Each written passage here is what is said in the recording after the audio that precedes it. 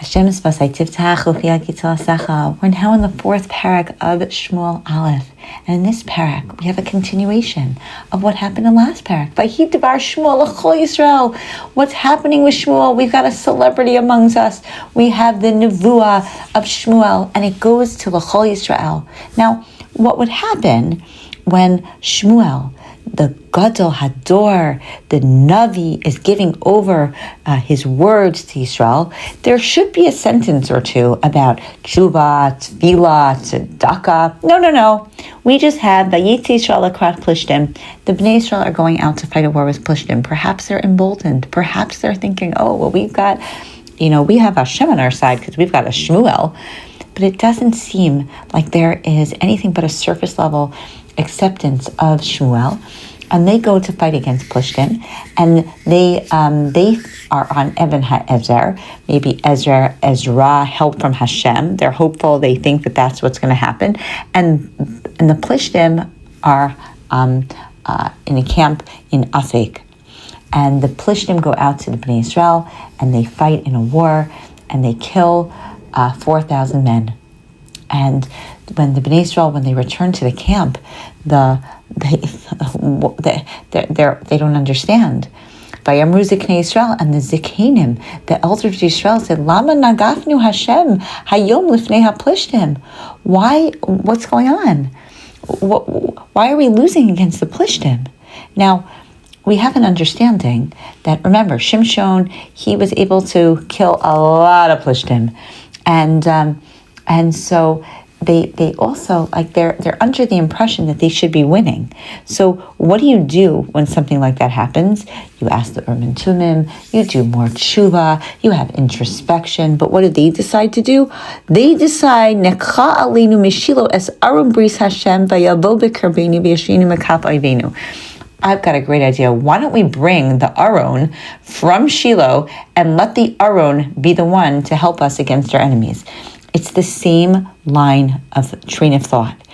The Aron is not going to help you from your enemies. If the Aron inspires you to do well, then you will be able to be successful against your enemies. There's no intermediary that can do the job that tshuva, tefillah, and tzedakah are in need of being done. And so, again, it's a surface level. They're misguided into thinking that would be a good idea because it worked once before. Not a good idea. So they bring the Aron from Shiloh, and who, of course, so they send a message to Shiloh, and who, of course, is the one who's going to bring the Aron? Well, Chofni and Pinchas, who were in charge of the Aron, and they bring it. And remember who Chofni and Pinchas are. They are the sons of Eli. They are the ones that were destined to die, and this is not looking very good. Not only that, what do when the Aron comes? All the Bnei Israel scream out so loud, Vatahoma Aretz, that the land shakes, that there's like an earthquake. Now, again, if they're trying to do what was being asked of them with Yericho, and they're thinking, this is going to be great. Remember what Hashem said? Don't do anything till right when I tell you to. That's when you make a sound. Otherwise, make no sound. Here, again, it's misguided. They're not pulling their weight. They're taking representations of what is right to do, but they're not internalizing the message. You're getting bad news. You dig deeper. You do more. And who are the clear representatives of all the bad, of people who just do whatever they want? Chofni and Pinchas. So this is not going in the right direction. And so this is a disaster waiting to happen. And again, it's not a disaster. Again, no one is trying to purposely go against HaKadosh Baruch Hu, but it is very clear that if you make up your own rules and you do your own things and you don't follow in the ways that are dictated by HaKadosh Baruch Hu, then you're going to have a difficult time being successful. So what happens? Vayhi, again, Vayhi, Lashon Vai, not a very ominous word that we know that things are not going to go well. And so when the Aron Bris Hashem comes to the camp, and all Yisrael, they burst into a great sound, and on their side the earth is shaking. So, but what's happening on the Plishtim side? They hear the noise and they say, "Oh my gosh, why is it that there's such shouting?" And they were afraid because they know, the Hashem has come into the camp. Now, that is a nice way that Goyim could feel, when the Aron comes, Hashem comes. But we're not supposed to think that. We're supposed to know that Hashem is always there. And then they cry, "Oh my gosh, nothing like this ever happened to us before. This is terrible. Who's going to save us from these difficult who's going to save us from the power of Hashem? That Hashem who did what? He hit the Mitzrim. He had all the plagues." And so they said, "No, you have to be very strong. Get strong, you Plishtim people.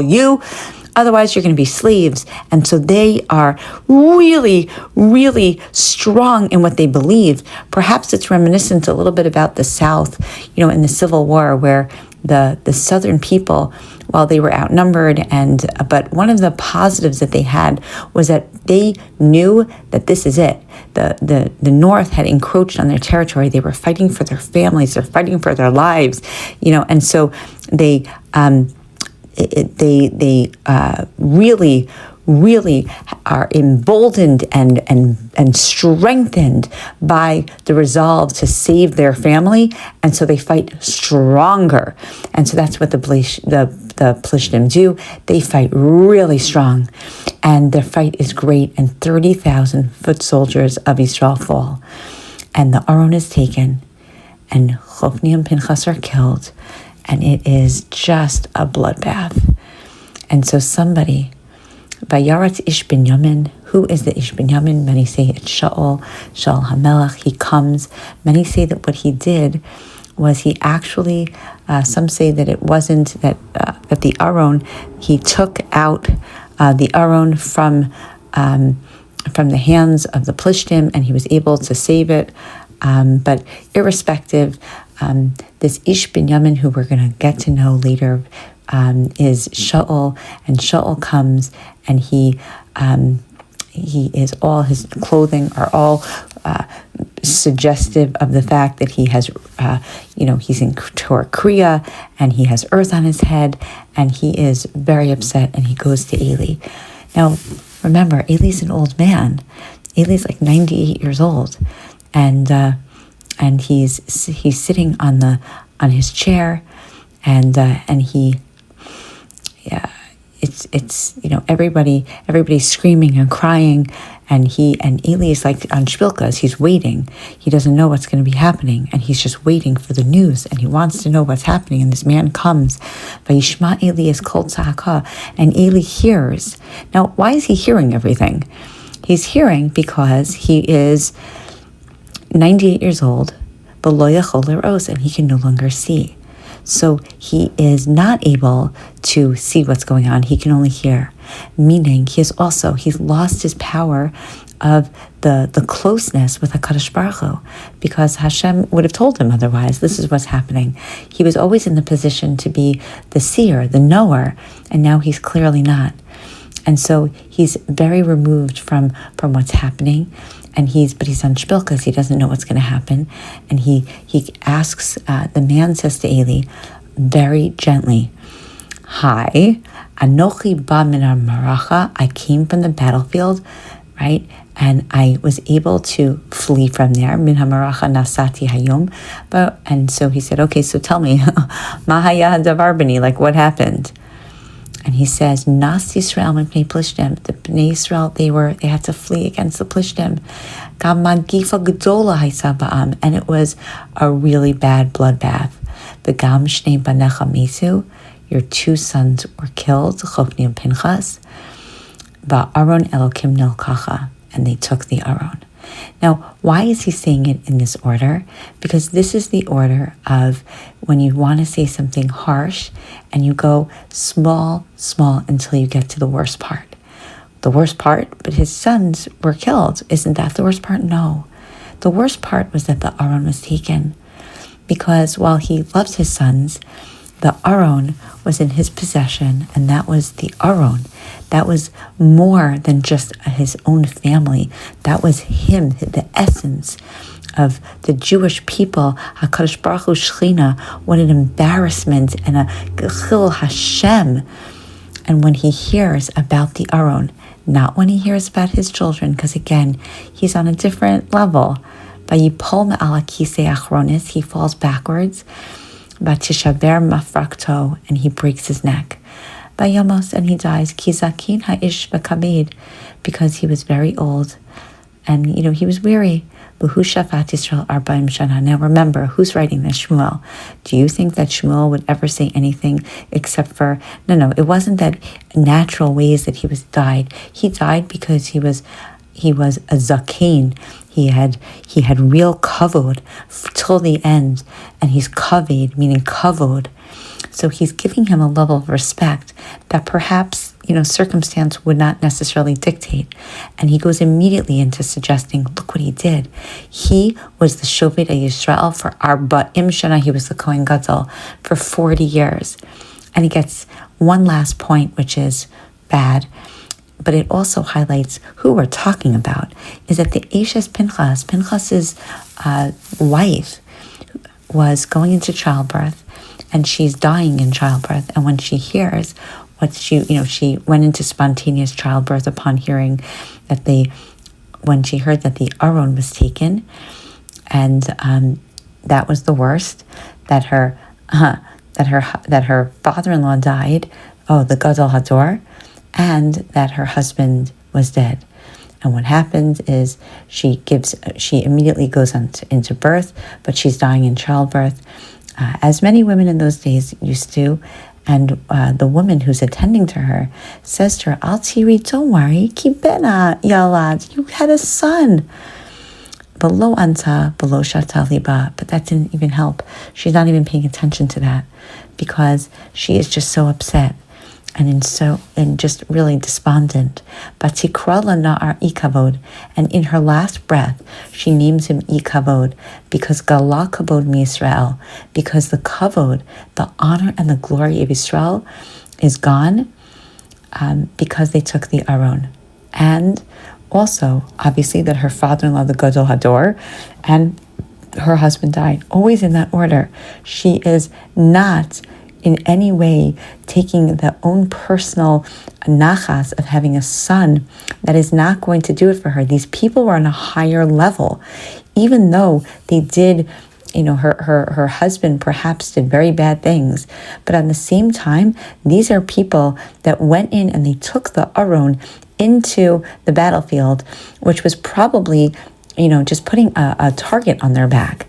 In addition, she is not getting any comfort from her own personal happiness, because the Aron was taken and the Gadol Hador was dead. Those things are way more important to her. And so she really represents this family. They're godless. It's not just regular, ordinary, or Rishayim. We're talking about real Gedolim here. And I think that Shmuel wants to highlight that, because don't misunderstand the last part of their lives as being anything but a representative that Hashem judges tzaddikim kechutz ha'ara, like really so fine-tuned. And so it's a lesson to us on what we do. Do we internalize the messages of what it means to have the Aron inside of us? We don't need an Aron to go into a battlefield.